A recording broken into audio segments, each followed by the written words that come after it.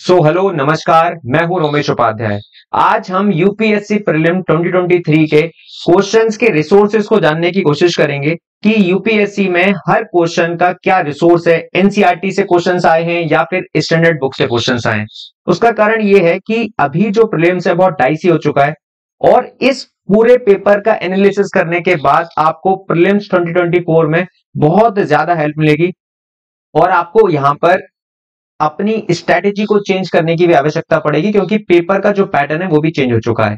Right, आइए शुरुआत करते हैं। सबसे पहले हमारे सामने जो क्वेश्चन है वो सेट ए का क्वेश्चन नंबर 1 है। राइट, आइए देखते हैं इसको। Consider the following statement. Jhelum river passes through Wular lake, Krishna river directly feeds Kolleru lake, meandering of Gandak river form Kanwar lake. अब यहां पर आपसे पूछा है कि इसमें से कितने ऑप्शंस करेक्ट है। राइट, अब देखिए ये क्वेश्चन को यदि सॉल्व करने की बात की जाए तो ज्योग्राफी जो है क्लास 11th की, राइट, इंडियन ज्योग्राफी की जो एनसीईआरटी है उसको पढ़ने के बाद यदि आपने कंसेप्चुअल अंडरस्टैंडिंग की है उस किताब की तो ये क्वेश्चन हो सकता था। और यदि आपने वो नहीं पढ़ा है तो एनवायरमेंट की बात करें हम, ये क्वेश्चन थोड़ा एनवायरमेंट और ज्योग्राफी से रिलेट करता है। तो एनवायरमेंट के यदि आपने पीवाईक्यूज किए होते प्रीलिम्स के, क्योंकि झीलम रिवर, कृष्णा रिवर, इनके ऊपर, कोलेरू लेक के ऊपर यूपीएससी पहले भी बहुत सारे क्वेश्चन पूछ चुका है। और यदि आप एग्जाम देने जा रहे हैं तो यूपीएससी के पीवाईक्यूज और एनसीईआरटीज पर आपने कमांड नहीं की है तो भूल जाइए कि आप प्रीलिम्स को क्वालिफाई कर पाएंगे। राइट, तो पहले क्वेश्चन का सोर्स है आपका एनवायरमेंट का पीवाईक्यू और ज्योग्राफी की एनसीईआरटी क्लास 11th की इंडियन ज्योग्राफी। दूसरा क्वेश्चन है कंसीडर द फॉलोइंग पेयर। अब देखिए यहां पर पोर्ट्स के बारे में चर्चा की गई है दूसरे क्वेश्चन में। तो ये पोर्ट की यदि हम बात करें तो पोर्ट जो क्लास 12th की ज्योग्राफी है वहां पर पोर्ट्स के बारे में बेसिकली बताया गया है। बट ये क्वेश्चन थोड़ा सा टिपिकल मानूंगा मैं। रीजन उसका ये है कि यहां पर फैक्चुअली पूरा पूछा गया है। राइट, तो यहां पर आपको एग्जाम हॉल में ये क्वेश्चन को करना थोड़ा सा टिपिकलिटी हो सकती है। बट इसके सोर्स की बात करें तो ज्योग्राफी है। राइट, थोड़ा बहुत करंट इश्यूज भी थे तो वहां से भी आप इसको कर सकते थे। थर्ड क्वेश्चन, ये तो क्लास 6, 7, 8 वहां पर आपको डिसाइडियस फॉरेस्ट के बारे में बहुत बताया गया है, डिसाइडियस ट्रीज के बारे में बताया गया है। राइट, ज्योग्राफी की क्लास 6 से लेके आपको 12th की एनसीईआरटीज पढ़नी पड़ेंगी अच्छे से। दूसरा, डिसाइडियस ट्रीज या डिसाइडियस फॉरेस्ट के बारे में यूपीएससी प्रीलिम्स में पहले भी क्वेश्चन आ चुके हैं, पीवाईक्यू पूछ चुका है यूपीएससी आपका। राइट, तो ये क्वेश्चन यदि आपने एनसीईआरटी को ज्योग्राफी का पढ़ा होता अच्छे से और पीवाईक्यू एनालिसिस किए होते ज्योग्राफी के तो डेफिनेटली आप इस क्वेश्चन को कर सकते थे। राइट, तो ये क्वेश्चन आपका एनसीईआरटी या फिर पीवाईक्यू से सॉल्व हो सकता था। हम यहां पर मेंशन करते जाएंगे। नेक्स्ट क्वेश्चन देखिए, फोर्थ क्वेश्चन क्या है। अब ये question, India has more arable area than China, the proportion of irrigated area. ये क्वेश्चन आपको एनसीईआरटीज में तो इजीली नहीं मिलेगा।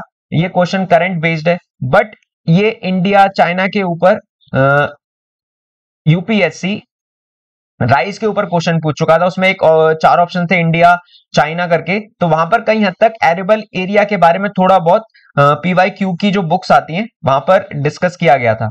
तो यदि आपने पीवाईक्यू में, अगेन बार बार बोल रहा हूं कि पीवाईक्यू से इस पेपर में भी बहुत सारे क्वेश्चन हो सकते थे।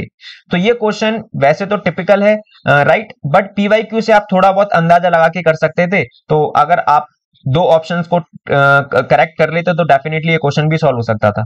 नेक्स्ट क्वेश्चन देखिए, ये तो बहुत सिंपल क्वेश्चन है, इसको तो हम इजी कैटेगरी में रखेंगे। यहां पर बात हो रही है कि सी लेवल रिपीटेडली फॉल हो रहा है ना, बढ़ रहा है मार्शलैंड। और मार्शलैंड कहां पर है? आपके रन ऑफ कच्छ में। ये बेसिकली पहले क्वेश्चन पूछ चुका है यूपीएससी इसके ऊपर और अभी भी पूछ लिया। ये क्वेश्चन बहुत ज्यादा टिपिकल है, इसको हम आसानी से नहीं कर सकते, ना ही ये आपको एनसीईआरटी के सोर्स में मिलेगा। और इतने सारे वहां पर मिनरल्स हैं, आप किस मिनरल्स को याद करेंगे? तो ये तो बहुत टिपिकल क्वेश्चन हो गया, क्वेश्चन नंबर 6। ये आसानी से नहीं कर सकते थे आप। राइट, और क्वेश्चन नंबर 4 को भी हम टिपिकल मान लेते हैं। नेक्स्ट क्वेश्चन देखिए, नेक्स्ट क्वेश्चन है आपका 7। About 3/4 of the world cobalt. अब यहां पर कोबाल्ट की बात हो रही है क्योंकि इंडिया में इलेक्ट्रिक व्हीकल्स बहुत ज्यादा अभी प्रमोशन हो रहा है उनका कि हम इलेक्ट्रिक व्हीकल्स को यूज करें क्योंकि क्लाइमेट चेंज की वजह से। तो यहां पर ये क्वेश्चन भी टिपिकल है क्योंकि हम इतना डीपली नहीं पढ़ते कि इलेक्ट्रिक व्हीकल्स के बारे में पढ़ लिया सरफेस लेवल पर कि वो इलेक्ट्रिक व्हीकल में जो कोबाल्ट यूज होता है वो कहां से आता है। तो ये भी टिपिकल क्वेश्चन है, क्वेश्चन नंबर 7। राइट, और इसका आंसर है डेमोक्रेटिक रिपब्लिक ऑफ कॉन्गो। तो ये आपको एनसीईआरटीज में और स्टैंडर्ड बुक्स में नहीं मिलेगा। क्वेश्चन नंबर 8 देखिए, क्वेश्चन नंबर 8, ये करंट अफेयर बेस्ड है, कॉन्गो बेसिन, ये न्यूज में था बहुत ज्यादा, इसके बारे में तो बेसिकली आपको पता होना चाहिए था क्योंकि बहुत ज्यादा न्यूज में रहा था, राइट। इसका आंसर कैमरून है। Next question, Amarkantak hills. अब देखिए ये हिल्स के बारे में क्लास 11th की ज्योग्राफी में अच्छे से बताया गया है, राइट, इंडियन ज्योग्राफी के बारे में। दूसरा, यदि आप एनवायरमेंट पढ़ते हैं वहां पर भी आपको हिल्स पढ़नी पड़ती है कि किस हिल पर कौन सा आपका नेशनल पार्क है, वाइल्ड लाइफ सेंचुरी है। तो ये इसमें इवन अमरकंटक हिल्स और ये शीशलाचलम हिल्स, ये इस पर यूपीएससी पीवाईक्यू है ना, क्वेश्चन पहले आ चुके हैं, पीवाईक्यू प्रीवियस ईयर क्वेश्चंस ये पूछ चुका है यूपीएससी। तो इसको आप पीवाईक्यू यदि अच्छे से एनालिसिस करके जाएंगे, सरफेस लेवल से करके जाएंगे तो नहीं बनेगा क्वेश्चन एग्जाम में, राइट। पीवाईक्यू ढंग से करेंगे तो डेफिनेटली बन जाएगा। क्वेश्चन नंबर 10, ये भी टिपिकल क्वेश्चन है, राइट, इजिली आपको एनसीईआरटी में तो मिलने वाला नहीं है, करंट अफेयर बेस्ड क्वेश्चन है, राइट। नेक्स्ट क्वेश्चन देखिए, अभी हम उन क्वेश्चन को तो एग्जाम में सॉल्व कर ही सकते हैं जो कि एनसीईआरटी से पूछे गए हों या फिर पीवाईक्यू से पूछे गए हों या फिर स्टैंडर्ड बुक से क्वेश्चंस पूछे गए हों, राइट। यदि इन तीनों से आप क्वेश्चन नहीं बना पा रहे हैं तो इसका मतलब प्रीलिम्स क्वालिफाई करना आपके लिए बहुत ज्यादा टिपिकल हो जाएगा क्योंकि एग्जाम का पैटर्न ही चेंज हो गया है, अभी एलिमिनेशन तो वर्क ही नहीं कर रहा है यहाँ पर, राइट। नेक्स्ट क्वेश्चन देखिए 11, India despite having uranium deposit depend on coal for most of the electricity production. Yes, India में सबसे ज्यादा इलेक्ट्रिसिटी प्रोडक्शन कोल से ही होती है। अब यहां पर इन्होंने देखिए कुछ डाटा दे दिया कि 60% इलेक्ट्रिसिटी की प्रोडक्शन यूरेनियम से होनी चाहिए। तो यदि आपने पीवाईक्यू एनालिसिस किया होता, right, previous year question analysis किए होते तो आप ये पाते कि यूपीएससी ज्यादातर जो डाटा देती है ना वो हमेशा गलत होता है। तो यदि ये स्टेटमेंट आप गलत मान लेते तो इस क्वेश्चन के ऑटोमेटिकली आंसर तक आ सकते थे, first is correct and second is incorrect, right. ये सब बेसिक समझ जो होगी, बेसिक अंडरस्टैंडिंग होगी, ये आपको पीवाईक्यू अच्छे से पढ़कर ही होगी। ये क्वेश्चन भी आप पीवाईक्यू के बेसिस पे सॉल्व कर सकते थे, इवन आपको इसके बारे में कोई भी नॉलेज नहीं है, राइट। कैसे? क्योंकि देखिए यहां पर क्या यूज हो रहा है, marsupials are not naturally found in India. दूसरा स्टेटमेंट पढ़िए, can thrive only in mountain grasslands with no predator. तो भैया ओनली, तो ये ऐसे स्टेटमेंट हमेशा रॉन्ग ही होते हैं ना, नेगेटिव स्टेटमेंट है ये। पहला स्टेटमेंट को आप सदी सही मानते तो इस क्वेश्चन तक भी आप सही तक पहुंच जाते। और ये सारी समझ में बार बार बोलूंगा, पीवाईक्यू आपको करने पड़ेंगे, हर क्वेश्चन को बहुत अच्छे से डीप एनालिसिस करना पड़ेगा। अब यहां पर इन्वेसिव स्पीसीज के बारे में 10th की ज्योग्राफी है, उसमें आपकी एनसीईआरटी उसमें दिया गया है। बाकी आप शंकर आईएएस पढ़ेंगे या पीएमएफ आईएएस पढ़ेंगे, वहां पर स्टैंडर्ड बुक से ये क्वेश्चन बन सकता था, राइट। आईयूसीएन इसका उत्तर है। नेक्स्ट क्वेश्चन, ये क्वेश्चन टिपिकल है, question number 14, consider the following फोना। अब यहां पर आप एक्चुअली बता पाते कि ऐसे कौन से इसमें जानवर हैं कि जो सनसेट के बाद एक्टिव होते हैं, तो ये टिपिकल है ना इसके बारे में। और आप कितने जानवरों को याद करेंगे यार, पॉसिबल ही नहीं है। अब यहाँ पर स्टेटमेंट करेक्ट पूछ रहा है, कंसीडर द फॉलोइंग स्टेटमेंट। ये जब भी सम मशरूम सम, इसमें जब भी सम्स आपसे क्वेश्चंस में दिए गए ना, आपको कोई भी नॉलेज नहीं है तो आप क्या चूज करिए, सारे ऑप्शंस पर टिक करिए। रीजन, एक एलिफेंट करके कुछ क्वेश्चन पूछा गया था यूपीएससी में, राइट, सम करके ही पहले, तो वो क्वेश्चन पूरा ठीक था। इस प्रकार के क्वेश्चन ना यूपीएससी पीवाईक्यू को आप एनालिसिस करेंगे डेफिनेटली सॉल्व कर पाएंगे। इसका क्वेश्चन इवन ज्यादातर बच्चों को नहीं पता होगा, बट जो सीरियस एस्पिरेंट है उन्होंने इसका आंसर डी ही लगाया होगा। नेक्स्ट क्वेश्चन, ये क्वेश्चन टिपिकल मानेंगे हम, इंडियन स्क्वायरल के बारे में पूछ रहा है कि ये क्या क्या 3 स्टेटमेंट दिए हुए हैं, राइट। इसकी समझ के लिए आपको एनवायरमेंट अच्छे से पढ़ना पड़ेगा, चाहे आप पीएमएफ आईएएस पढ़िए, चाहे शंकर आईएएस पढ़िए, और फिर करंट पर तो फोकस करना ही पड़ेगा आपको, राइट, पीटी 365 पर। तो ये क्वेश्चन तो इजीली नहीं बनेगा एग्जाम में। नेक्स्ट क्वेश्चन देखिए, अब यहां पर भी देखिए सम की बात हो रही है। जब भी सम माइक्रो ऑर्गेनिज्म, यानी कुछ चीजें तो डेफिनेटली हो सकती हैं, और ये क्वेश्चन थोड़े पॉजिटिव स्टेटमेंट है, इसीलिए ये क्वेश्चन आप बेसिक अंडरस्टैंडिंग से कर सकते थे, राइट। इसके लिए आपको कोई ऐसी पर्टिकुलर एनसीईआरटी या स्टैंडर्ड बुक पढ़ने की जरूरत नहीं है, ये बेसिक अंडरस्टैंडिंग से हो सकता था क्वेश्चन। नेक्स्ट क्वेश्चन, ये क्वेश्चन आप मॉडरेट में रख सकते हैं, ना तो इसको इजी बोलेंगे ना टफ बोलेंगे, राइट। इसका आंसर है बी। अब ओटर, स्लोथ बियर, इस पर पीवाईक्यू देखते एनवायरमेंट के तो आपको पता लगता, राइट। बेसिकली इन दोनों के जो ऑप्शंस थे वो लगभग ओरंगुटन हो सकता था और ओटर हो सकता था, राइट। तो इसका आंसर तो वैसे बी है, टिपिकल भी मान सकते हैं आप चाहें तो।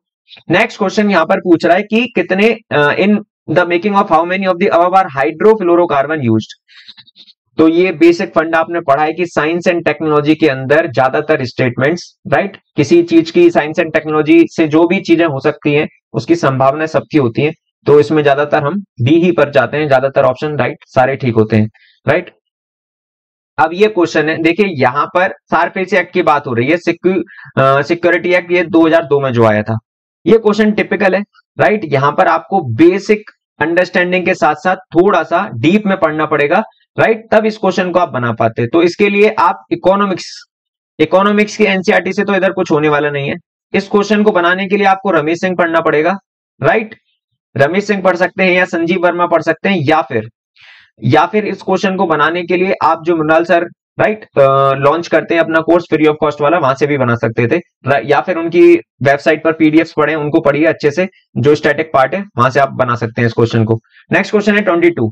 आप देखिए यहां पर बात हो रही है कि in the post pandemic recent past many central banks world wide had carried out interest rate hikes. ये हकीकत बात है, जब पैंडेमिक आया था तो इंटरेस्ट रेट बढ़ा दिए थे बैंक्स ने।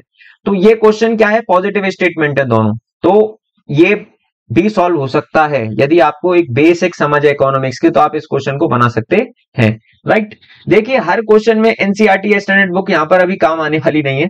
लगभग 25 से 30 क्वेश्चन है जहां पर आप स्टैंडर्ड बुक से या एनसीईआरटी से क्वेश्चन बना सकते हैं। बाकी क्वेश्चन आपने जो भी पढ़ा है उसकी समझ के द्वारा ही बनेंगे। ऐसा कोई भी यहां पर आप क्वेश्चन नहीं लगा सकते जो सीधे एनसीईआरटी से पुट किया हो, है ना। 2-4 क्वेश्चन ऐसे मिल सकते हैं, बट सारे क्वेश्चन आप नहीं दिखा सकते। नेक्स्ट क्वेश्चन देखिए 23। यहां पर कार्बन मार्केट्स की बात हो रही है कि कार्बन मार्केट्स को हम यूज करते हैं क्लाइमेट चेंज के अगेंस्ट। तो यस, ये एक ऐसा टूल है कि हम क्लाइमेट चेंज के अगेंस्ट कार्बन मार्केट्स को यूज करते हैं। अब यहां पर दूसरा स्टेटमेंट क्या बोल रहा है कि carbon market transfer resource from private sector to the state. ये तो पॉसिबल ही नहीं है, राइट। तो ये क्वेश्चन आपने करंट अफेयर पढ़ा होता, कार्बन मार्केट्स इवन बहुत न्यूज में रहा था। तो ये पीटी 365 से बना सकते थे क्वेश्चन, चाहे आप विजन का पढ़िए या किसी और भी इंस्टीट्यूट का पढ़िए, whatever it is. Reserve bank of India, यार ये बेसिक क्वेश्चन है, राइट। इतना तो आपको पता होना चाहिए कि आरबीआई का काम होता है ओपन मार्केट ऑपरेशंस का, कि गवर्नमेंट सिक्योरिटीज को बेचना, इन्फ्लेशन को कम भर्ती करना, ये सब आरबीआई का काम है। तो ये आपको पता होना चाहिए था। नेक्स्ट क्वेश्चन, ये भी इकोनॉमिक्स का बेसिक क्वेश्चन है, राइट। 25 ये बेसिक क्वेश्चन है, ये आप बना सकते थे। यहां पर पूछ रहा है कैपिटल मार्केट कौन है, कौन सा है इसमें। तो देखिए कॉल मनी मार्केट तो बैंक यूज करती हैं, राइट, पैसा लेने के लिए। अर्जेंट जब नीड होती है बैंक्स को तो आरबीआई से पैसा लेती हैं। और यहां पर ट्रेजरी बिल मार्केट ये भी पॉसिबल नहीं है, तो इसका आंसर स्टॉक मार्केट और गवर्नमेंट बॉन्ड मार्केट है, राइट। ये दो ऑप्शन है। ये बेसिक समझ से हो सकता था यदि आपने इकोनॉमिक्स पर अच्छे से कमांड की है। नेक्स्ट क्वेश्चन है स्मॉल फार्मर लार्जर फील्ड। इसके लिए आपको बेस्ट डिफाइन करना है। तो देखिए भैया यहां पर है ना, क्वेश्चन का उत्तर है बी। यहां पर बात ये हो रही है कि आपको चारों ऑप्शंस पढ़ने पड़ेंगे अच्छे से। आपको सुटेबिलिटी, अब आप बोलोगे सर कि इसका आंसर बी कैसे आइडेंटिफाई करें हम। देखिए आंसर आइडेंटिफाई करने के लिए आपको क्या करनी पड़ेंगी, दो चीजें। एक तो पीवाईक्यू को बहुत अच्छे से सॉल्व करिए, दूसरा आप रैंडम क्वेश्चंस को उठाइए जिसके बारे में नॉलेज नहीं है और उनको सॉल्व करने की कोशिश करिए, है ना। ये हैबिट यदि आप डेवलप कर लेंगे अपने आप तो आपको कुछ क्वेश्चंस ना बिना पढ़े बिना नॉलेज के आप सॉल्व कर पाएंगे, बट आपको एक बेसिक अंडरस्टैंडिंग होनी चाहिए, राइट। नेक्स्ट क्वेश्चन देखिए, ये करंट अफेयर से बोल सकते हैं इसको, ये वहां से सॉल्व हो सकता था। नेक्स्ट क्वेश्चन, अब यहां पर खारिफ क्रॉप के बारे में चर्चा की गई है, ये है ना, एमएसपी के बारे में चर्चा की गई है। यार ये तो आपको पता होनी चाहिए एमएसपी में कितनी क्रॉप्स आती हैं, राइट, कौन कौन सी क्रॉप्स हैं, क्या नाम है उनके। तो वहां से एक क्वेश्चन बन सकता था, बट ये तीनों देखो पॉजिटिव स्टेटमेंट से लग रहे हैं, तो यहां पर तीनों सही हो सकते हैं। तो तीनों ही सही है इसका उत्तर जो है। नेक्स्ट क्वेश्चन 28 क्वेश्चन की बात करें तो यहां पर बात हो रहा है कि इंटेंजिबल इन्वेस्टमेंट क्या होता है। देखिए इंसान के पास इंटेंजिबल, यदि हम इन्वेस्टमेंट की बात करें तो एजुकेशन एक इंटेंजिबल इन्वेस्टमेंट है, ठीक है। तो यहां पर इंटेंजिबल इन्वेस्टमेंट क्या होगा, brand recognisation, intellectual property, inventory नहीं होगा, राइट, ये टेंजिबल हो जाएगा। और मेलिंग लिस्ट ऑफ क्लाइंट, ये सब आपके इंटेंजिबल इन्वेस्टमेंट है। तो ये भी आप बेसिक किताब पढ़ेंगे इकोनॉमिक्स की, राइट, वहां से बहुत अच्छे से सॉल्व कर सकते हैं यार इस क्वेश्चन को। नेक्स्ट क्वेश्चन कह रहा है 29, for the horizontal tax devolution the 15th finance commission. 15th finance commission पे यूपीएससी मेंस में क्वेश्चन आ चुके हैं, प्रीलिम्स में क्वेश्चन आ चुके हैं। अभी ये तो आपको पढ़ना पड़ेगा, पीवाईक्यू से बन जाता है क्वेश्चन, राइट। फाइनेंस कमीशन का काम क्या होता है, टैक्स को डिवोल्यूट करना स्टेट और सेंट्रल के बीच में, ये आपको पता होनी चाहिए, यहां से क्वेश्चन बन जाता। नेक्स्ट क्वेश्चन यार ये टिपिकल है ना। यहां पर बेसिकली पूछा गया है कि इनमें से कितने सेक्टर्स हैं जो कि sustainable investment in infrastructure and innovation की बात करते हैं, किन किन पर फोकस किया गया है। तो देखो अगर तुक्का भिड़ाएं इसमें, अगर अपन को कोई नॉलेज नहीं है तो तुक्का भिड़ाएं, तो यहाँ पर देखो S3 है ना, 3 बेसिकली बात हो रही है, 3 ऐसे यहाँ पर सेक्टर्स हैं जिन पे फोकस किया गया होगा। तो यदि यहाँ 3 लिखा हुआ है तो उसका उत्तर यदि आप बेसिक कॉमन सेंस लगाते तो 3 पर लगा देते ना टिक, तो हो सकता था सही हो जाए, बट टिपिकल मानेंगे है ना, एग्जाम में इतना दिमाग नहीं चल पाता है। अब देखो यहाँ पर ड्यू प्रोसेस ऑफ लॉ की बात हो रही है। ये due process of law NCERT में भी डिफाइन किया गया है, Indian constitution at work 11th class की पॉलिटी की एनसीईआरटी है, और लक्ष्मीकांत में भी अच्छे से डिफाइन किया गया है। इसका आंसर आप बना सकते थे भाई, एनसीईआरटी बेस्ड क्वेश्चन है, आसानी से हो सकता था। नेक्स्ट क्वेश्चन, ये प्रेजेंट का, ये आपको एनसीईआरटी में नहीं मिलेगा, इवन आपको लक्ष्मीकांत में भी नहीं मिलेगा, तो ये तो पॉसिबल ही नहीं है करना, है ना, इसके बारे में अपन को कोई नॉलेज नहीं है, इसको काट दो, देखते से काट दो, जब भी टिपिकल क्वेश्चन है। अभी करंट अफेयर भी आप क्या क्या पढ़ोगे यार, कितने एक्ट्स पढ़ोगे, है ना, प्रेजेंस के बहुत सारे एक्ट हो सकते हैं, बट ये बेसिक नॉलेज से ऐसे हो सकता था कि प्रेजेंट जो मुद्दा है यानी जेल, वो स्टेट गवर्नमेंट का मुद्दा है, तो वहां से थोड़ी बेसिक समझ लगा के कर सकते थे तो हो सकता था। नेक्स्ट क्वेश्चन यहाँ पर पूछ रहा है कि कॉन्स्टिट्यूशन का चीफ पर्पस क्या है। ये भाई साहब क्वेश्चन ना पॉलिटी 11th क्लास की पॉलिटी की किताब है इंडियन कॉन्स्टिट्यूशन एट वर्क, उसमें सबसे पहले ही डिफाइन किया गया है कि कॉन्स्टिट्यूशन का काम क्या है। वहां पे दिखाया गया है, बताया गया है कि वो पावर को लिमिट करता है गवर्नमेंट की। तो वहां से ये क्वेश्चन आपने यदि पहला दूसरा पन्ना ही पढ़ा होता ना एनसीईआरटी का, तो वहां से ये क्वेश्चन डेफिनेटली बन सकता था। अब इसका देखिए, ये दो तो ऑप्शन पॉसिबल ही नहीं है। दूसरा, ये secure social justice, social equality, social security, ये काम होता है कॉन्स्टिट्यूशन का कि जस्टिस प्रोवाइड कराना, इक्वालिटी, सिक्योरिटी, बट कहीं हद तक ना ये पूछ रहा है कि चीफ पर्पस क्या है। तो चीफ पर्पस तो यही होता है कॉन्स्टिट्यूशन का कि गवर्नमेंट की पावर को कम करना, लिमिट करना। नेक्स्ट क्वेश्चन देखिए यार, ये भी आपकी क्या नाम है उस बुक किताब से बन सकता था, ये लक्ष्मीकांत की किताब से बन सकता था, राइट। इसमें फर्स्ट अमेंडमेंट की बात हो रही है, और लक्ष्मीकांत में लास्ट में वहां पर ये चर्चा की गई है अमेंडमेंट के बारे में, सब अमेंडमेंट के बारे में लिखा गया है लक्ष्मीकांत के लास्ट में। तो वहां पर आपको एक एक अमेंडमेंट को अच्छे से पढ़ना पड़ेगा, तब आप इस क्वेश्चन को बना पाएंगे। सेम ये क्वेश्चन भी लक्ष्मीकांत से हो सकता था कि constitutional bodies, non constitutional bodies कौन सी होती हैं, कॉन्स्टिट्यूशन बॉडीज पूछिए, तो सिर्फ यहाँ पर national commission for backward classes यही एक कॉन्स्टिट्यूशनल बॉडी है, बाकी ये तीनों कॉन्स्टिट्यूशन बॉडी नहीं है। ये तो इवन आप लक्ष्मीकांत का वो कंटेंट पेज होता है ना, शुरुआत में जो कंटेंट होता है वहां से बन सकता था। नेक्स्ट क्वेश्चन, ये क्वेश्चन भी आप लक्ष्मीकांत से बना सकते थे।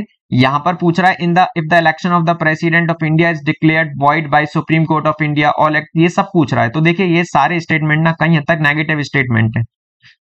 ये बेसिक इंफॉर्मेशन पॉलिटी की लक्ष्मीकांत से यदि आप पढ़ लेंगे, पीवाईक्यूज लगा लेंगे पॉलिटी के, तो वहां से ये क्वेश्चन आसानी से बन सकता है। इसको मैं टिपिकल नहीं बोलूंगा, बेसिक बोलूंगा, फंडामेंटल नॉलेज से सॉल्व हो सकता है। नेक्स्ट क्वेश्चन देखो यार, ये फाइनेंस बिल, मनी बिल, इतने क्वेश्चन पूछ चुका यूपीएससी, है ना, आर्टिकल 110, आर्टिकल 112 इसकी बात करता है। तो ये क्वेश्चन भी आप बना सकते थे। इसमें क्या पूछा है देखिए, when the Lok Sabha transmit finance bill to the, अब देखो मनी बिल और फाइनेंस बिल का चक्कर थोड़ा अलग है ना। मनी बिल में लोकसभा के पास ज्यादा पावर्स होती हैं, मनी बिल को क्या नाम है राज्यसभा वो नहीं कर सकता, ज्यादा छेड़खानी नहीं कर सकता, बट फाइनेंस बिल के चक्कर कुछ और है। अब ये आप क्वेश्चन तब बना पाएंगे तब आपको फाइनेंस बिल के बारे में डेफिनेटली नॉलेज हो, अच्छी हो, है ना। देखो यहाँ पर क्या लिखा है, when the Lok Sabha transmit money bill to the Rajya Sabha it can not amend or reject the bill, it can only make recommendations, यानी ओनली 2 ऑप्शन इसमें ठीक है। ये बिल्कुल सही स्टेटमेंट है, same to same statement Laxmikanth में चिपकाया हुआ है, ये सेम टू सेम स्टेटमेंट, वहां से बन जाता है क्वेश्चन। पहले और दूसरे स्टेटमेंट यार गलत है, राइट। अब यहां पर बात कर रहा है कम्युनिटी रिजर्व की, कि one the central government notify an area community reserve, यदि सेंट्रल गवर्नमेंट ने किसी एरिया को कम्युनिटी रिजर्व कर दिया तो वहां पर क्या क्या हो सकता है। तो देखिए कि the chief wildlife warden of the state become the governing authority of such forest, hunting is not allowed, ये पॉसिबल हो सकता है, people of such area are allowed to collect non timber forest produce. तो ये question यदि आप, है ना, अभी पिछला जो 2022 में क्वेश्चन पूछा था वो भी उन्होंने कुछ एनवायरमेंट में ऐसे ही पूछा था कि गवर्नमेंट क्या ओन करेगी नहीं करेगी, तो इसका उत्तर ठीक है, ये टिपिकल बोल सकते हैं या मॉडरेट बोल सकते हैं, जैसा भी बोले, बट ये इवन एनसीईआरटी में इजीली नहीं मिलेगा आपको, कहीं है ही नहीं है, एनवायरमेंट की किसी किताब में भी नहीं मिलेगा, और करंट अफेयर से भी इसको आप आसानी से नहीं बना सकते क्वेश्चन को, 38 क्वेश्चन को टिपिकल है। नेक्स्ट क्वेश्चन देखिए, यहाँ पर शेड्यूल एरियाज की बात कर रहे हैं, तो शेड्यूल एरिया को कौन नोटिफाई करता है, प्रेसिडेंट, ये सब आपको पता होनी चाहिए, है ना। तो ये क्वेश्चन भी यार लक्ष्मीकांत से आसानी से बन जाएगा, बट अगेन मैं एक बात बहुत ध्यान से बोलना चाहता हूं, लक्ष्मीकांत सिर्फ से नहीं बनेगा। यदि आपने लक्ष्मीकांत के साथ PYQs पॉलिटी के अच्छे से एनालिसिस किए हैं तब ये क्वेश्चन बना पाएंगे, राइट। नेक्स्ट क्वेश्चन देखिए। नेक्स्ट क्वेश्चन, जब भी आप देखो PYQ देखेंगे पॉलिटी के, तो जब भी है ना किसी भी स्टेटमेंट में लिखा है कि कॉन्स्टिट्यूशन डिफाइन करता है, यहाँ पे क्या कह रहा है, आर्टिकल 335 को कॉन्स्टिट्यूशन डिफाइन कर रहा है कि एफिशिएंसी ऑफ एडमिनिस्ट्रेशन कॉन्स्टिट्यूशन में डिफाइन किया गया है। जब भी ऐसे शब्द आते हैं ना डिफाइन किया गया है, वो हमेशा गलत स्टेटमेंट होते हैं। PYQ देखोगे तो पता चलेगा ना यार। तो ये क्वेश्चन तो बहुत ईजी है। इसके बारे में यदि आपको पहले स्टेटमेंट के बारे में कोई नॉलेज नहीं है ना, कोई दिक्कत वाली बात नहीं है। दूसरा स्टेटमेंट गलत है क्योंकि यहाँ पे डिफाइन की बात कर रहा है, तो सीधे उत्तर पर आ जाते हैं, one is correct, second is incorrect, right. Next question. अब देखो ये क्वेश्चन तो बहुत टिपिकल है यार, अपन आसानी से नहीं बना सकते, भले आप कुछ भी पढ़ लो, ये नहीं बनेगा। आपको एनसीईआरटीज आपको पढ़नी पड़ेगी, RS शर्मा वगैरह की, है ना, और इवन मॉडर्न न्यू एनसीईआरटीज है, वहां से पढ़कर बन सके तो बन जाए। नेक्स्ट क्वेश्चन देखो, जब भी ये ऐसे क्वेश्चन आते हैं ना यूपीएससी में, the concept of stupa is Buddhist in origin, हमेशा गलत होते हैं। कोई भी चीज हमेशा ऐसे बोलती है ना यूपीएससी के प्रीलिम्स पेपर में कि क्या नाम है, ये इससे निकला हुआ है, इसका ओरिजिन है, तो आप जाके देखेंगे ना पहले के क्वेश्चन, तो आपको लगेगा हर जगह उन्होंने गलत ही स्टेटमेंट दिया है, तो ये गलत स्टेटमेंट है। बाकी ये दोनों पॉसिबल हो सकते हैं। 2 इसका सही ऑप्शन हो गया, ओनली 2 स्टेटमेंट्स। अब देखो यहाँ पर कोरकई पोमपुर ये एनसीईआरटीज में दिया हुआ है, ओल्ड एनसीईआरटी में आपकी RS शर्मा में, ठीक है। और मेडिवल हिस्ट्री जो है सतीश चंद्रा की, उसमें भी इसके बारे में थोड़ी बहुत चर्चा की गई है, तो पोर्ट्स ये आप वहां से बना सकते थे। यार देखो आपको ना अपनी रिसोर्सेज को बहुत ज्यादा वास्ट नहीं करना है, बहुत लिमिट रिसोर्स करने हैं। अपने रिसोर्सेज को बहुत कम रखिए, जितना कम से कम रख सकते हैं उतने कम से कम रिसोर्सेज रखिए, जिससे कि आप बार बार रिवाइज कर सकें।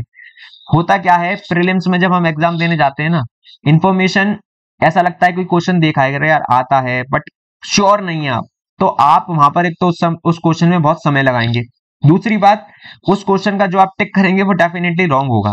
इसीलिए बहुत कम पढ़िए, बट बहुत ऐसा पढ़िए कि जब आपका उस टॉपिक से क्वेश्चन एग्जाम में आ जाए तो आपको सोचने समझने की बिल्कुल भी समय बर्बाद करने की आवश्यकता ना पड़े। अब ये जो वन वर्ड ऐसे क्वेश्चंस पूछती है यूपीएससी, वो हमेशा से 1-2 क्वेश्चन पूछती हुई आ रही है, तो यार अब कितने शब्द आप याद कर लोगे, है ना। इतने सारे टर्म्स हैं, एंशिएंट में है, मेडिवल में है, तो कितना याद कर लोगे। तो ये तो आसानी से नहीं बनेगा। ये क्वेश्चन 44 टिपिकल है ना। कितने आप टर्म याद कर लोगे। बाकी एनसीईआरटीज में है ये टर्म, बट अब एनसीईआरटी में है, बट कितनी टर्म याद करोगे ना, ये पॉसिबल ही नहीं है। अब देखो यहाँ पर डायनेस्टीज की बात चल रही है। डायनेस्टी 20, 21, 22 ये तीनों पेपर आप उठा के देखिए, कंटिन्यूअस डायनेस्टीज के बारे में पूछा गया है। तो भैया डायनेस्टी तो आपको पढ़ना पड़ेगा, ये सारी ककाटिया यादवा, ये सारी डायनेस्टीज के बारे में पढ़ना पड़ेगा। तो ये क्वेश्चन PYQs आपको पढ़ना पड़ेगा अच्छे से। तो ये 8th सेंचुरी की बात चल रही है, बना सकते थे इस क्वेश्चन को। अब यहाँ पर ऑथर पूछ लिया है। देखो ऐसे क्वेश्चन ना पहले यूपीएससी 1995 या 2000 के आसपास पूछता था, ऐसे मैच द कॉलम वाले, है ना। बट यहाँ पर मैच द कॉलम के साथ साथ उन्होंने ये फंडा फंसा दिया कि पेयर बताओ कितनी ठीक है। अब ये क्वेश्चन तब बन पाएगा तब आपको हर पेयर के बारे में पता हो, वरना तो ये क्वेश्चन करना ही आसान की बात नहीं, राइट। नेक्स्ट क्वेश्चन देखो, यहाँ पर बहुत सिंपल क्वेश्चन है, इसका आंसर जैनिज्म है। यहाँ पर क्या बात कर रहा है, soils are not only the property of animals and plant life but also of rocks, running water. ये सारी बात है ना, ये सारा कल्चर जैनिज्म में होता है। एनसीईआरटी पढ़ोगे, बेसिक इंफॉर्मेशन है, वहां से बना सकते थे क्वेश्चन। देवराया के ऊपर भी यूपीएससी PYQ क्वेश्चन पूछ चुका है। तुंगभद्रा रिवर के ऊपर क्वेश्चन पूछ चुका है। विजयनगरा एम्पायर कितना इंपोर्टेंट, मोस्ट इंपोर्टेंट टॉपिक है विजयनगरा एम्पायर, है ना, मोस्ट इंपोर्टेंट टॉपिक। तो ये तो बनाना आसान बात है। बहादुर शाह की बात हो रही है मॉडर्न हिस्ट्री स्पेक्ट्रम के अंदर, राइट, वहां से बना सकते थे। ये क्वेश्चन की बात भी स्पेक्ट्रम में भी है और लक्ष्मीकांत में भी है ना, वहां से ये क्वेश्चन बन सकता था। नेक्स्ट क्वेश्चन है आपका 51 क्या कह रहा है, देखिए ये अब करंट अफेयर बेस्ड क्वेश्चन है, PT 365 से बन सकता है। बट अगर आपको कुछ नॉलेज नहीं है, कुछ भी नॉलेज नहीं है ना, तो ये स्टेटमेंट पढ़ो यार, है ना। बेसिक स्टेटमेंट है। देखो क्या है, it aims to promote institutional delivery among poor pregnant women. Yes, Janani Suraksha योजना का यार ये तो हो ही सकता है, पॉसिबल है। अब यहाँ पर क्या है देखो कि it objective is to reduce maternal and neonatal mortality among poor pregnant women, ये भी पॉसिबल हो सकता है। अब यहाँ पर safe motherhood intervention of the state health departments, it objective includes providing public health facility to sick infant up to 1 year of age. तो यार देखो यहाँ पर 1 year ऑफ एज हो सकता है गलत स्टेटमेंट हो, कि बच्चे को 1 साल तक का कैसे इलाज, है ना, या 1 साल तक इलाज देंगे, तो ये स्टेटमेंट ठीक नहीं है। बट ये सब आइडिया जो आप सही उत्तर तक पहुंचेंगे वो इस प्रकार से पहुंच पाएंगे कि जब आपने एक एक स्टेटमेंट को बहुत डीप एनालिसिस किया है पीवाईक्यू को, तब आप बना पाएंगे क्वेश्चंस, वरना नहीं बना पाएंगे। अगेन नेक्स्ट क्वेश्चन, ये भी आपको किसी किताब में नहीं मिलने वाला है, ये भी आपको बेसिक समझ से करना पड़ेगा। बट देखो यहाँ पर क्या बोला, it address non nutritional causes, तो ये स्टेटमेंट कहीं हद तक गलत है ना। तो ये थर्ड ऑप्शन हो गया। ये करंट अफेयर बेस्ड है, पीटी 365 में वो सोशल इश्यूज के ऊपर जो पीटी 365 आती है उसको पढ़ना पड़ेगा। ये सिंपल क्वेश्चन है 53, carbon fibre are used, carbon fibre की बात चल रही है, न्यूज में था, carbon fibre are used in the manufacture of component used in automobile, हो सकता है ना, पॉजिटिव स्टेटमेंट है, हो सकता है। बट ये कह रहा है once used can not be recycle, एक बार यूज कर लिया रिसाइकल हो ही नहीं सकता। यार नेगेटिव स्टेटमेंट है, ऑप्शन 1 बेसिक इंफॉर्मेशन से हो सकता है, पढ़ने की कोई आवश्यकता नहीं है। ये आपने पढ़ाई है कि जब भी साइंस एंड टेक्नोलॉजी के क्वेश्चन आए तो ज्यादातर सारे ऑप्शन ठीक होते हैं आंख बंद करके, है ना। रीजन क्या है, यदि देखो यहाँ पर कार कोलिजन की बात हो रही है उसमें तो होता ही accelerometer required, accidental mobile laptop में एक्सेलेरोमीटर होता है, ठीक है, तो ये इसमें भी होता है स्मार्टफोन्स में, तो सारे ऑप्शन ठीक है।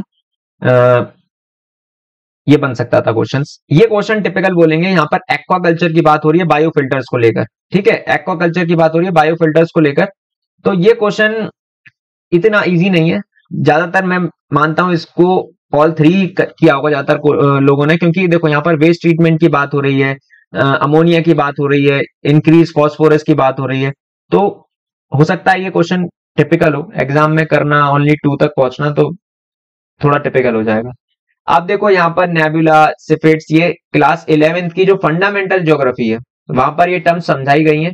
बाकी आप पीएमएफआईएस पढ़ेंगे ज्योग्राफी के लिए तो वहां पर तो ये एक एक टर्म को बहुत अच्छे से एक्सप्लेन किया गया है पीएमएफआईएस को, राइट। अभी करेंटली पीएमएफआईएस मैं तो आपको स्ट्रांगली रिकमेंड करूंगा कि आप ज्योग्राफी के लिए एनसीईआरटी के साथ पीएमएफआईएस को पढ़िए, बाकी जीसी लोंग वगैरह को छोड़िए, वैसे भी वो इंडियन बुक नहीं है, राइट, किसी इंडियन ऑथर ने नहीं लिखी, तो इसलिए आप उसको छोड़िए तो ज्यादा बेटर रहेगा। नेक्स्ट क्वेश्चन देखो यार, ये सैटेलाइट नेविगेशन सिस्टम, ये आपको पता होना चाहिए, बेसिक इंफॉर्मेशन है कि किसके पास अपना खुद का सैटेलाइट नेविगेशन सिस्टम है, वो है जापान, राइट। और इंडिया के साथ और जापान के साथ बहुत सारे ऐसे मिशन हो चुके हैं, राइट। अब देखो ये नेक्स्ट है साइंस एंड टेक्नोलॉजी का क्वेश्चन। जब भी ऐसे क्वेश्चन आते हैं ना कि ballistic missile are jet propelled at supersonic speed throughout their flight while cruise missiles, अब यहाँ पर एक मिसाइल के बारे में दूसरे मिसाइल के बारे में कंपेयर किया जा रहा है ओनली, ये स्टेटमेंट आ गया। दूसरा देखिए, अग्नि 5 is a medium range supersonic cruise missile while BrahMos जैसा, देखो ये गलत लिखा है इन्होंने, कौन सी मिसाइल है ना, मिसाइल के बारे में इंटरचेंज कर दिया, तो ये दोनों ही ऑप्शन गलत है, डी इसका सही उत्तर हो गया। नेक्स्ट क्वेश्चन देखिए, ऐसे क्वेश्चन आप यदि इसके बारे में कुछ भी नॉलेज नहीं है ना और आपने पीवाईक्यू साइंस एंड टेक्नोलॉजी के पढ़े हैं, मैं आपको प्रॉमिस कर रहा हूं इसके बारे में आपको कुछ भी नहीं पता, 1% नहीं पता कि कौन सी मिसाइल क्या होती है, क्या काम है इसका, आपने यदि पीवाईक्यू पढ़ ली है ना अच्छे से, डेफिनेटली क्वेश्चन बना सकते हो, क्योंकि ज्यादातर ऐसे क्वेश्चंस है ना वाइल वाले की एक से दूसरे का कंपेयर किया जा रहा है, ओनली आ रहा है, तो वहां पर हमेशा ऐसे क्वेश्चन ज्यादातर केसेस में गलत होते हैं, डेफिनेटली गलत होते हैं। तो पीवाईक्यू तो मतलब क्या ही बोले, सब मान लो उसको, भगवत गीता मान लो, रामायण मान लो, सब मान लो यूपीएससी के लिए। नेक्स्ट क्वेश्चन, नेक्स्ट क्वेश्चन यार देखो यहां पर बात हो रही है कि आपसे पूछा गया मरकरी पॉल्यूशन के लिए, तो अब यहां पर पूछ रहा है there is no known safe level, ये सॉरी गलत हो गया, इसका ओनली 2 ऑप्शन है, तो there is no known safe level of exposure to mercury, right.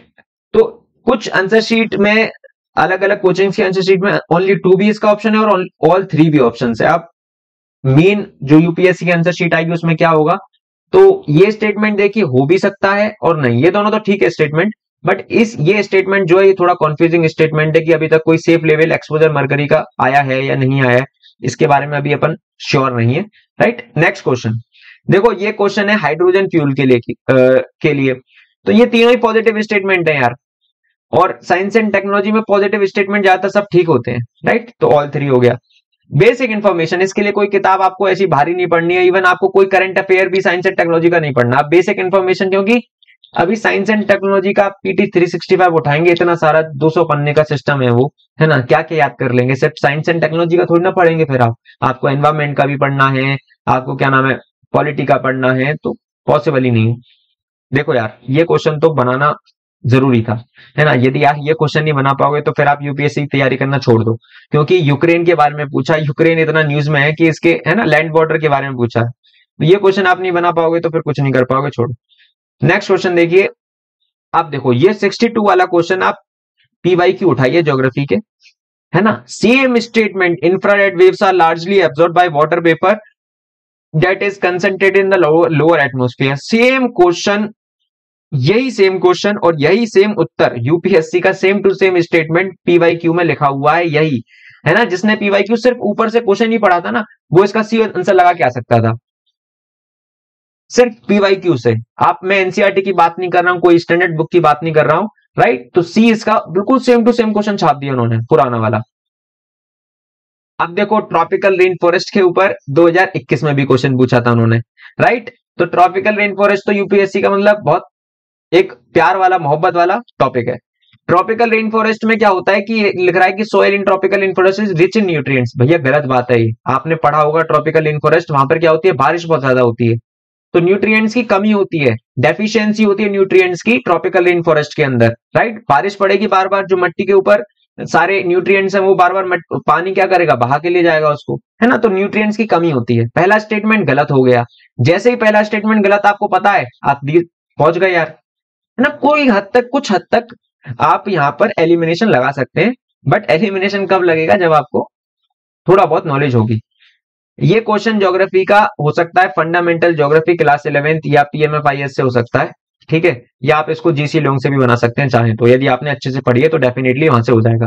Question number 64। Question number 65 की बात करें, ये तो same to same question NCERT से उठा दिया, 11th एनसीईआरटी से। वहां पर पी वेव एस वेव की बात हो रही है बहुत अच्छे से।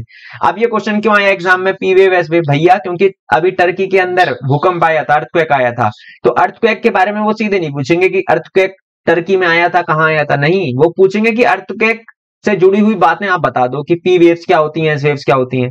समझ रहे हैं आप, जो टॉपिक करंट अफेयर में है वो आपसे सीधे नहीं पूछा जाएगा, उसको उल्टा घुमा फिरा के आपसे पूछ लेंगे। नेक्स्ट क्वेश्चन देखिए, with reference to coal based thermal power plants in India consider the following statement. आप देखो क्या कह रहा है, कोल बेस्ड पावर प्लांट्स में पूछा है statement, none of them use sea water. ऐसा कैसे हो सकता है, none of them is set up in water state district. अरे भैया ये तो पॉसिबल ही नहीं है, इंडिया में तो ज्यादातर डिस्ट्रिक्ट में एक तरीके से पानी की कमी है। None of them is privately own, तीनों ही स्टेटमेंट गलत है, राइट।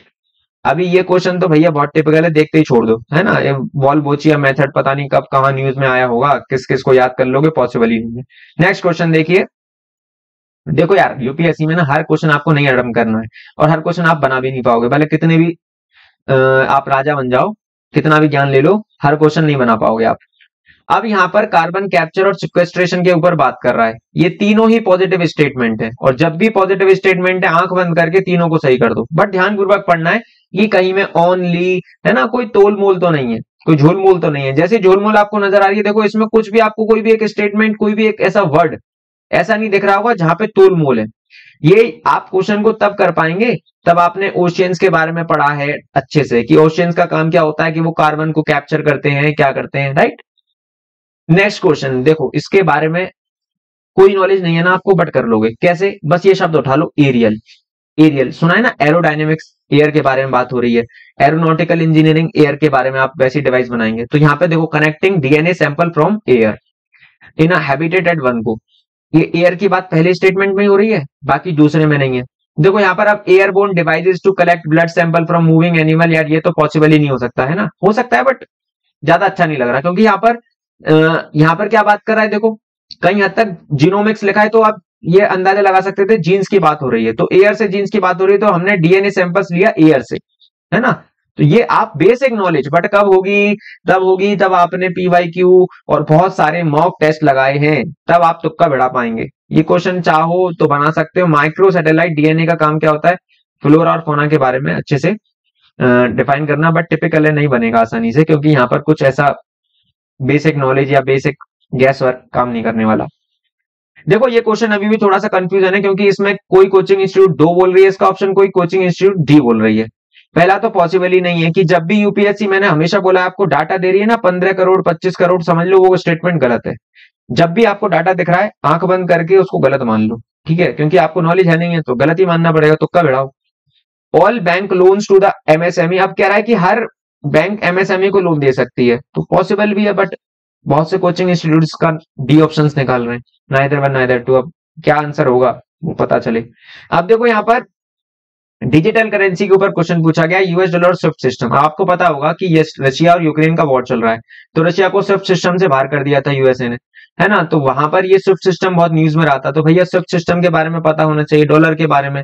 तो डिजिटल करेंसी तो मेन मुद्दा है, मेंस के सिलेबस में भी ये डिजिटल करेंसी, है ना, पता होना चाहिए। तो ये सिंपल क्वेश्चन है यार, ये बनाना पड़ेगा आपको, और ऐसे क्वेश्चन छोड़ोगे तो फिर क्या ही बोला जाए। ये बीटा बहुत से क्वेश्चन, बहुत से पीटी 365 में है ये, बट मेरे हिसाब से मैं इसको आसानी से करने वाला क्वेश्चन नहीं मानूंगा, क्योंकि आप यार कोई भी टर्म है ना, कितनी टर्मों को याद कर लो, 1 को 10 को 50 को 100 को, कितनों को, आपको क्या पता कौन सी टर्म पूछेगा एग्जाम में, ना पॉसिबल ही नहीं है। देख, तो अगर आपको नहीं आ रहा छोड़ दो, हीरो नहीं बनो। नेक्स्ट क्वेश्चन देखिए, consider the following statement. Self help group की बात हो रही है, तो देखो सेल्फ हेल्प ग्रुप क्या बोल रहा है, by the State Bank of India. अरे भैया स्टेट बैंक ऑफ इंडिया क्यों प्रोवाइड करेगा, गलत स्टेटमेंट। दूसरा, self help group all members of a group take responsibility for a loan.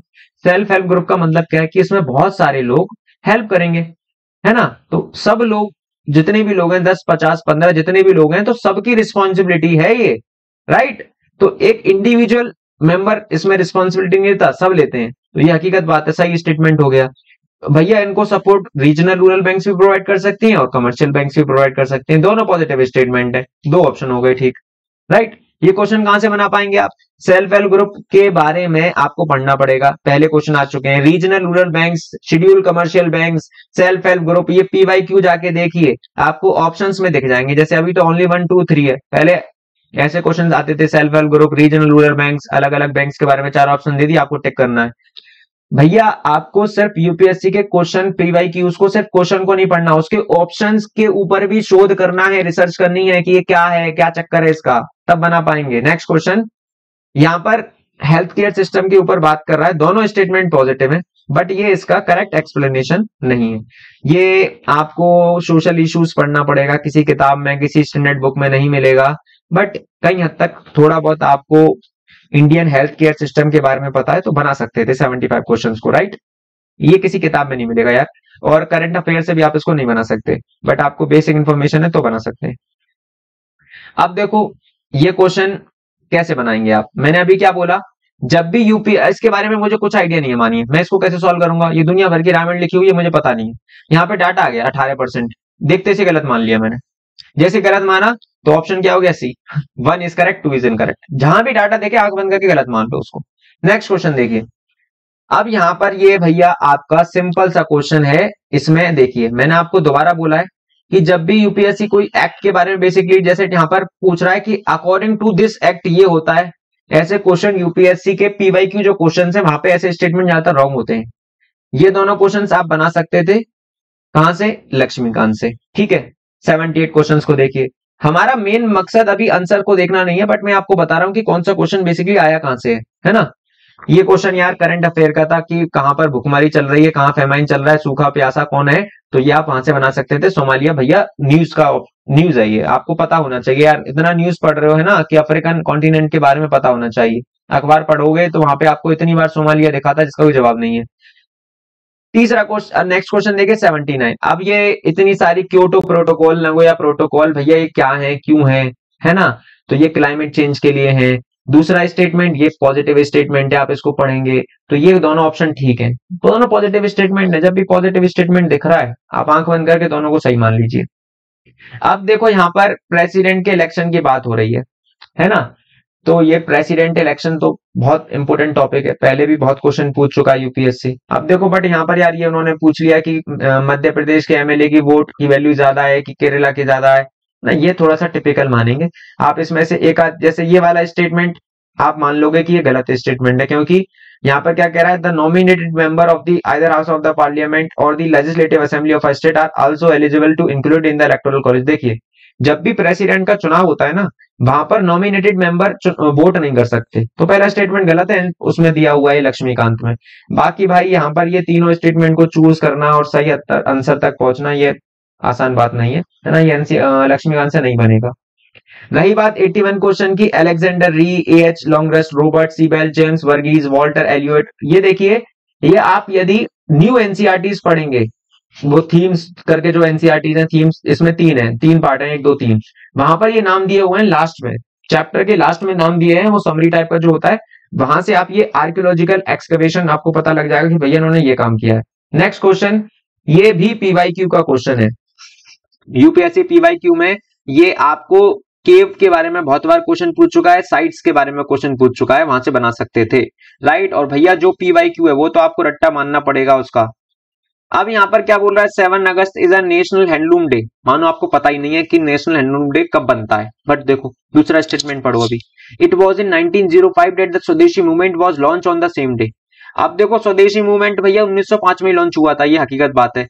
हो सकता है कि 7 अगस्त को, अब जैसे आपको स्वदेशी मूवमेंट की लॉन्च डेट पता है क्या है, तो इस क्वेश्चन को बना लोगे। अगर स्वदेशी मूवमेंट की डेट भी नहीं पता आपको क्या है, तो आप क्या करें कि देखिए यहां पर दोनों स्टेटमेंट कई हद तक एक दूसरे से कोरिलेट कर रहे हैं, क्योंकि यहां पर देखो हैंडलूम का मतलब क्या है, ये भी तो स्वदेशी के बारे में चर्चा चल रही है कि मेड इन इंडिया के बारे में बात हो रही है, तो इसलिए ये इंटरकनेक्ट करते तो पहुंच जाते।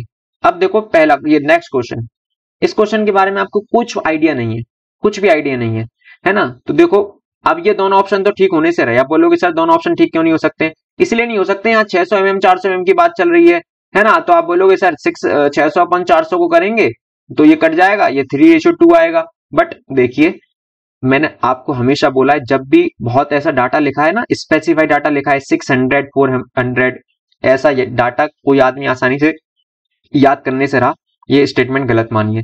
दूसरा, अब यहाँ पर हाइट और विड्थ की बात चल रही है, तो देखो हमारा झंडा जो होता है वो लगभग ऐसा होता है ना, उसकी जो ये वाला पोर्शन बड़ा होता है एज कंपेयर टू हाइट, है ना।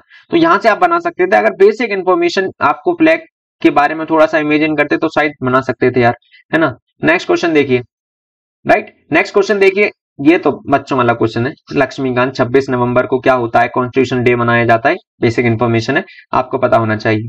नेक्स्ट क्वेश्चन, मैंने आपको क्या बोला था अभी, डाटा देखिए यहाँ पर क्या बोल रहा है, Switzerland has the second largest gold reserve in the world. अब भैया गलत स्टेटमेंट है, सेकंड लार्जेस्ट थर्ड लार्जेस्ट जब भी ऐसी चीजें लिखी हैं गलत मान लो। हो सकता है कि हाँ ये गोल्ड जो एक्सपोर्ट करता है भैया वो लीडिंग एक्सपोर्टर है गोल्ड के रिस्पेक्ट में, ये पॉजिटिव स्टेटमेंट लग रहा है, बट देखो यहाँ पर बिल्कुल फैक्चुअल दे दिया कि सेकंड है कि नहीं है, भैया ये गलत स्टेटमेंट है। जब भी ऐसे ठोस से आपसे पूछ रहा है ना दूसरा है तीसरा है तो गलत है। ये क्वेश्चन आप बना पाए नहीं बना पाए ये टिपिकल है ना, इसको आसानी से बनाना मजाक बात नहीं है, करंट अफेयर कितना भी पढ़ लो बट एग्जाम में आप ऐसे क्वेश्चन नहीं बना पाएंगे। फिर देखो, फिर क्वेश्चन देखो, यहां पर क्या बोल रहा है, इंडिया सिर्फ 3.2% ग्लोबल एक्सपोर्ट करता है गुड का, फिर गलत है ना, डाटा दिया है समझ लिया आंख बंद करके, गलत स्टेटमेंट है, तो ये डी क्वेश्चन, इसका डी आंसर हो गया, राइट। नेक्स्ट क्वेश्चन देखिए 89, यहां पर स्टेबिलिटी एंड ग्रोथ पैक्ट की बात चल रही है, यूरोपियन यूनियन न्यूज में था उनकी, यहां पर इंडिया में वो भी आई थी मैडम, तो उसके बारे में बहुत चर्चा हुई थी।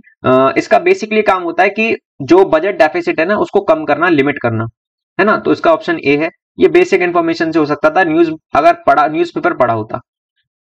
देखो जब भी आप पीवाईक्यू यदि एनालिसिस करेंगे तो जब भी ये बाइंडिंग वाइंडिंग लिखा रहता है ना कि कोई ऐसी संस्था है कि वो बाइंड कर रही है मेंबर्स को, वो गलत है। फिर दूसरा, all the countries of the United nation, क्या ये पॉसिबल है कि सारी कंट्रीज यूनाइटेड नेशंस की अडॉप्ट करें इंटरनेशनल माइग्रेशन को, ये भी पॉसिबल नहीं है भैया, ये भी पॉसिबल नहीं है।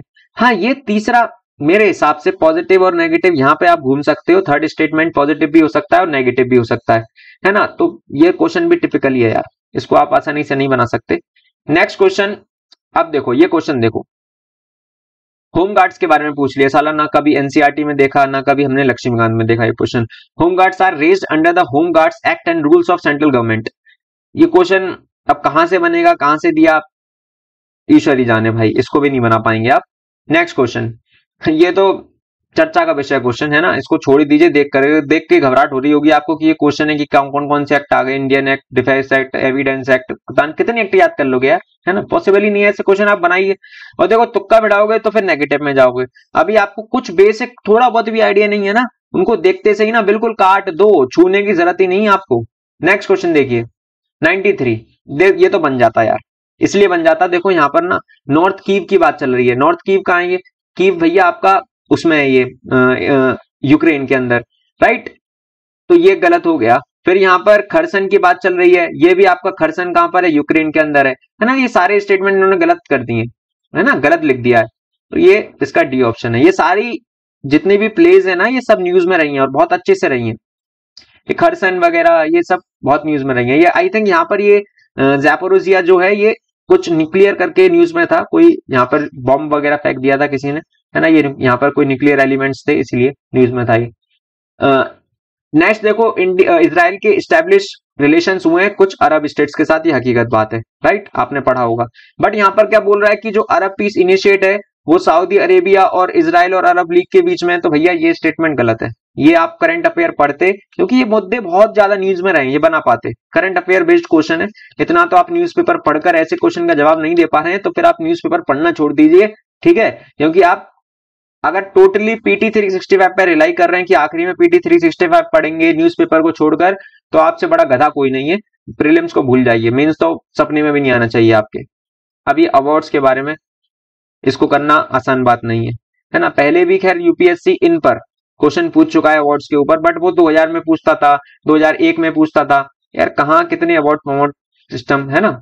यहाँ पे चेस ओलंपियाड के बारे में पूछ लिया, ये क्वेश्चन भी नहीं बना पाएंगे भैया। चेस ओलंपियाड के बारे में हर कोई पढ़ के जाता नहीं है, इसमें कोई कॉमन सेंस भी लगने वाला है नहीं, छोड़ दीजिए, राइट। रिसोर्स की बात करें, इनका कोई रिसोर्स नहीं है। ये टिग्रे जो है वो एथियोपिया के अंदर है, ऊपर नीचे कर दिया इन्होंने, है ना। ये भी लोकेशन डोनबास आप जानते हो, ये भी न्यूज में था, यूक्रेन के अंदर, यूक्रेन रशिया का वॉर चल रहा था, तो ये न्यूज में था। दूसरी यदि हम बात करें तो यार ये तो आपको पता ही होना चाहिए था कि छड़ गिनिया ये सब यहाँ पर क्या हुआ है भैया, कूप्स हुए, मिलिट्री कूप्स हुए, सक्सेसफुल कूप्स रहे, ये बहुत न्यूज में रहे थे, राइट। तो 98 आप कर सकते थे करंट अफेयर बेस्ड। फिर यहाँ पर आगे आपका साइंस एंड टेक्नोलॉजी, मैंने बोला है ग्रीन हाइड्रोजन का expected to play significant role in decarbonising how many of the industries. Science and technology ज्यादातर पॉजिटिव स्टेटमेंट देती है ना, तीनों स्टेटमेंट ठीक हो गए। नेक्स्ट क्वेश्चन, यार G20 तो अभी क्या ही बोला जाए, यदि ये आपने ढंग से डीप नहीं पढ़ा ना, चुल्लू भर पानी में डूब के मरने वाला काम कर रहे हैं आप। क्योंकि यदि ये G20 के बारे में ये क्वेश्चन नहीं बना पाएंगे तो फिर कुछ नहीं कर पाएंगे आप, है ना। तो सी इज द राइट ऑप्शन, दोनों स्टेटमेंट ठीक है। अब ओवरऑल बात करें कि हमें पूरे पेपर को एनालिसिस करने के बाद क्या क्या समझ में आया, और हमें 2024 के लिए हमको क्या क्या थिंग्स अडॉप्ट करनी पड़ेगी, क्या स्ट्रेटेजी चेंज करनी पड़ेगी जिससे हम प्रीलिम्स को क्वालिफाई कर पाएंगे। पहली बात, यदि आप फर्स्ट अटेम्प्ट दे रहे हैं, सेकंड दे रहे हैं, थर्ड दे रहे हैं, तो देखिए सबसे पहले एनसीईआरटी को उठाइए, रिफ्रेशर स्टैंडर्ड बुक को छोड़िए, गोली मारिए। अभी 6 से लेकर 12th की एनसीईआरटी पर बहुत अच्छे से कमांड करनी पड़ेगी, आपको बहुत अच्छे से कमांड करनी पड़ेगी कि एक भी क्वेश्चन कहीं से बने तो जवाब देना पड़ेगा, क्योंकि बहुत टिपिकल एग्जाम हो गया, प्रीलिम्स का डाइसी हो गया। दूसरी बात, एनसीईआरटी पढ़ ली आपने, फिर आप स्टैंडर्ड बुक्स को पढ़िए। जो भी टॉपर्स अब आप स्टैंडर्ड बुक्स के आए, जैसे पॉलिटी के लिए लक्ष्मीकांत, इकोनॉमिक्स के लिए रमेश सिंह, वो सब टॉपर्स रिकमेंड कर चुके हैं, यूट्यूब पर जाइए, देखिए, मेहनत करिए, स्टैंडर्ड बुक्स को पढ़िए। फिर उसके बाद आप क्या करेंगे, पीवाईक्यूज लगाएंगे, ठीक है।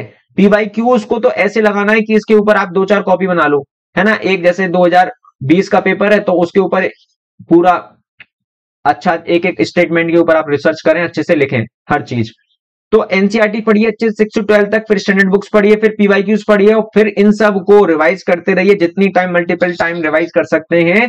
और फिर दीजिए आप मॉक टेस्ट, और मॉक टेस्ट की यदि मैं आपको एक नंबर सजेस्ट करूं तो मिनिमम 50 मॉक टेस्ट आपको देने चाहिए। इससे क्या होगा कि आपकी ना जो तुक्का बढ़ाने वाली स्टाइल होती है उसमें कहीं हद तक आप एक मास्टर स्किल को अडेप्ट कर पाएंगे, है ना। तो कुछ क्वेश्चन ना तुक्का, हमारी जो गैस वर्किंग होती है ना वो आती कब है, ये तुक्का बढ़ाने वाला। जो पढ़ने वाले बच्चे होते हैं हमेशा उनका गैस वर्क ठीक क्यों होता है, क्योंकि कहीं हद तक उन्होंने एनसीईआरटी, स्टैंडर्ड बुक्स, पीवाईक्यूज को इतनी बार पढ़ लिया कि उनको पता है कि यूपीएससी ये स्टेटमेंट सही कर सकता है और ये स्टेटमेंट गलत कर सकता है।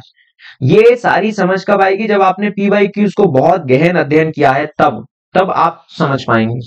तो इस पूरी वीडियो का एनालिसिस करने का यही मुद्दा था कि आपको एनसीईआरटी बहुत अच्छे से पढ़ना है, स्टैंडर्ड बुक्स पढ़ना है, पीवाईक्यू को बहुत ध्यानपूर्वक पढ़ना है और मल्टीपल टाइम रिवाइज करना है, देन मॉक टेस्ट देने हैं। और जो मॉक टेस्ट में आप गलतियां कर रहे हैं, जो भी आपकी लिमिटेशंस है, उसको इंप्रूव करिए, राइट। और इंप्रूव करने का मतलब ये नहीं है कि आपने जो मॉक टेस्ट दिया वहां से आपने क्या किया कि उसकी आंसर सॉल्यूशन को देखा फिर उसको वहां से पढ़ने लगे। जो भी आपका क्वेश्चन गलत हुआ है ना, आप जाइए स्टैंडर्ड बुक्स पे, एनसीईआरटीज पे, उस टॉपिक को दोबारा पढ़िए, फिर चेक करिए कि मैंने ऐसा क्या नहीं पढ़ा कि जिससे मेरा ये ऑप्शन गलत हो गया। ये सारी चीज करने के बाद, राइट, तब आप प्रीलिम्स को क्वालिफाई कर पाएंगे। उसके बावजूद यदि आप है ना, मेहनत करते हैं, मेहनत तो आपको करनी पड़ेगी तभी आप पेपर सॉल्व कर पाएंगे। अब एक छोटी सी रिक्वेस्ट है आपसे, यदि ये वीडियो आपके लिए थोड़ी भी हेल्पफुल है ना, थोड़ी भी हेल्पफुल है तो यार प्लीज चैनल को सब्सक्राइब कर देना, शेयर कर देना इस वीडियो को और वीडियो को लाइक कर देना। Thank you for watching this video.